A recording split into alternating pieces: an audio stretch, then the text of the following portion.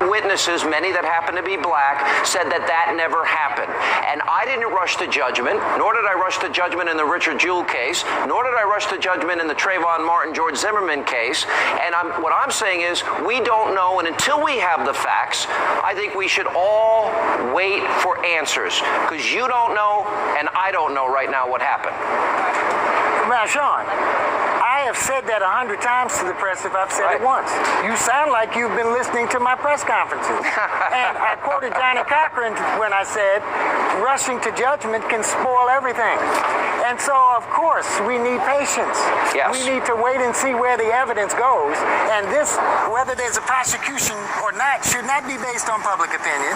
It should be based on the evidence. Right. And I've cautioned everybody, and I'm saying it again tonight, that we have to wait until all the facts are gathered and we have as a complete picture as we can get, and then and only then make a decision about whether somebody ought to be prosecuted, whether somebody's liable. All right, you and I are in full That's agreement. The only responsible We're in position full agreement on this. Of course. All right, so we agree But here. let me ask a tough question, though.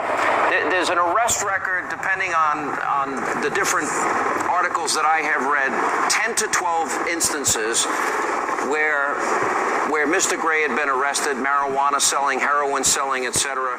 Are you saying that you don't think in any way his past arrest record contributed to him running from the police at 8:39 a.m. in the morning?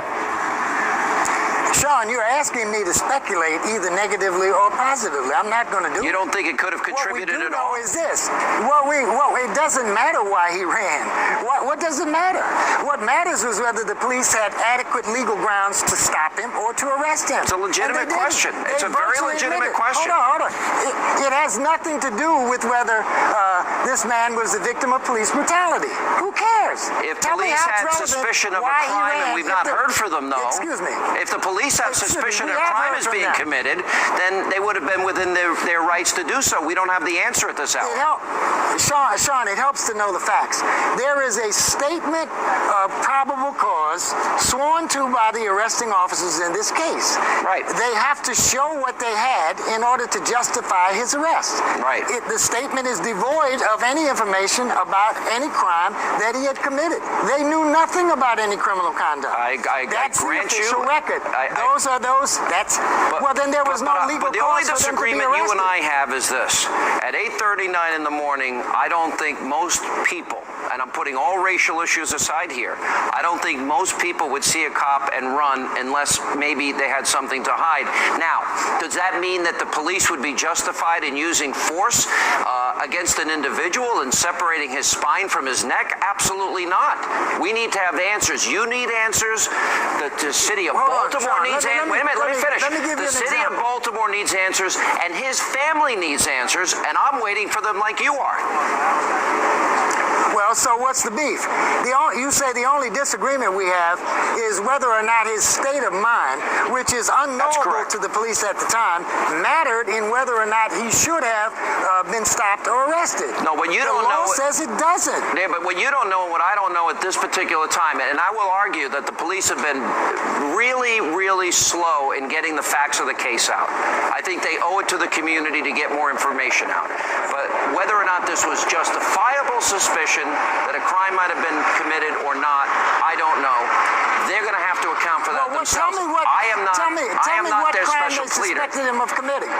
Well, I mean, based on his past record, I don't know, because I wasn't there, nor were you there. That's correct. But I think to me, a normal person isn't going to run away from two officers just because they approach somebody. There is no such thing as a normal person. Sure there is. In the sense that you mean. Sure there is. No. It is normal in the black community, which has a long history of police violence, to be afraid of the police. I have trained my children how to behave around the police so that they won't be shot, killed, or seriously injured. Do you tell your children to run from cops? That depends on the circumstances. You tell your kids. Stop right there. You tell your kids to run from the police? Oh, I have told them that, yes. Run. Because if You see you're a in the cop wrong and run. neighborhood, Wow. if you're in the wrong neighborhood, get out of Dodge.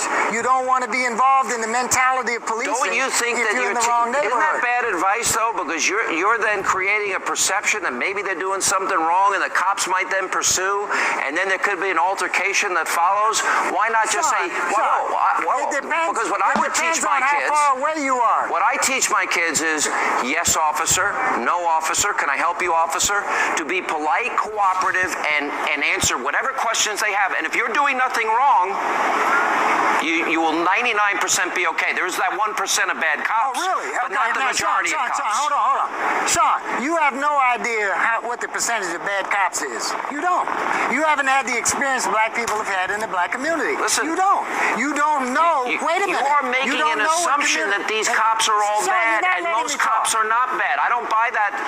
Your statement's predicated on something I don't buy into. Sean, you're not letting me talk. You interrupt every sentence I say. Go ahead. Now, here's what I'm saying. You don't need to paraphrase me. Just listen. There is a percentage of police officers who are bad cops. You say 1%, I say you don't know the percent. But our experience teaches us that it is a significant percent. Significant enough for the black community to be up in arms and say we've had enough. Now, there's a long history of police misconduct in this country. This conduct became a part of police culture, All right, last point, especially though. in the black community. Listen, I don't know what the percentage is. You don't know. I will concede that there are cops that are not good, but we also must concede a truth. No, that's generous No, of let me you. finish. That's generous of you. There are, in a lot of communities, there is violence. There is black-on-black crime. There is drug dealing. There is crime. There are gangs. There is misery. There is mayhem. And so the cops also have a difficult job in communities where there's very high crime rates. And their job is to protect and serve under very difficult circumstances. So it's not as easy as you say. Sean, you can't put words in my mouth. I don't put words in your mouth. This is a serious problem. Now, do you concede that we have a serious police brutality problem in the black community?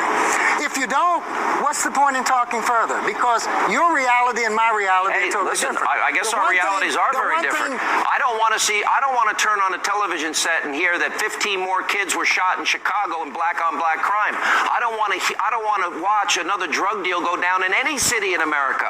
That means no pot. That means no heroin. I don't want to see any of this going on. And the only people that are going to end up cleaning it up, the frontline defense, is going to be police officers. And while they may not be perfect and some may be bad, most of them are good. Most of them are good. Here's what I'm going to tell you what I don't want. I don't want the right wing to ignore the plight of black children simply because they haven't had parenting. I don't want the right wing to minimize police brutality when they ignore the statistics in this country that show it's choice in education. Conservatives want job creation. Conservatives want government to police and protect those neighborhoods. Conservatives don't want to help black kids. Oh, yes, they do. Sir, that is an absolute lie. You don't know what a conservative is. Where's the evidence? I got to go. Oh, I know what a More live conservative coverage. Special racist edition is. of Hannity continues.